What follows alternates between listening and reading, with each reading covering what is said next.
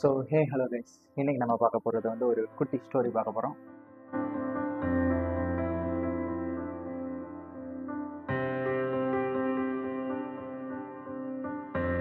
So இது வந்து இந்த ஸ்டோரி போக போக இதோட கண்டென்ட் உங்களுக்கு நல்லாவே புரியும்னு நினைக்கிறேன்.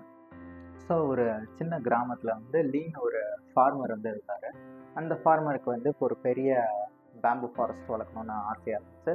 ஸோ அதுக்காக அவர் என்ன பண்ணார்னா வந்து ஒரு பெரியவர்கிட்ட போயிட்டு வந்து அந்த பேம்பு சீட்ஸ்லாம் வந்து வாங்கினார். ஸோ அதுக்கப்புறம் அவர் என்ன பண்ணார்னா அவரோட தோட்டத்தை வந்து தயார் பண்ணார். ஸோ வந்து இந்த மண்ணெல்லாம் ரெடி பண்ணி வச்சு அதுக்கு ப்ரீ பிளான்டாக எல்லாத்தையும் பண்ணி வச்சுட்டு அதுக்கப்புறம் அவர் விதையை வாங்கிட்டு வந்ததுக்கப்புறம் அவர் வந்து விதைக்க ஆரம்பித்தார். ஸோ வந்து டெய்லியும் மார்னிங் அவரோட ஃபீல் பண்ண ஆரம்பித்தார். அந்த விதைகளுக்கெல்லாம் தண்ணி ஊற்றுறது, வயல்லாம் எப்படி இருக்குன்னு பார்த்துக்கிறதுன்னு சொல்லிட்டு அதுவே வந்து அவர் வந்து கண்டினியூஸாக பண்ணிட்டு இருந்தார். ஆனால் அது வந்து போக போக டேஸ் வீக்ஸ் ஆச்சு, வீக்ஸ் மந்த்ஸ் ஆச்சு, மந்த்ஸ் இயர்ஸாக கூட ஆச்சு. ஸோ வந்து போக போக அவருக்கே வந்து நம்பிக்கை போக ஆரம்பிச்சிச்சு.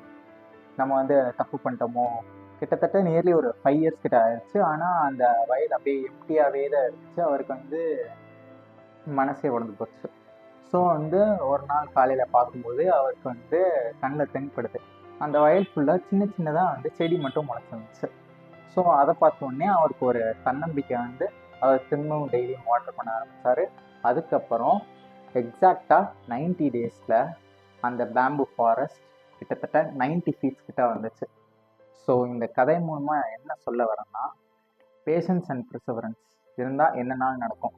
Exactly like the Chinese bamboo tree. Chinese bamboo first 5 இயர்ஸ்க்கு அதோட ரூட்ஸை தான் ஸ்ட்ரென்தன் பண்ணும்.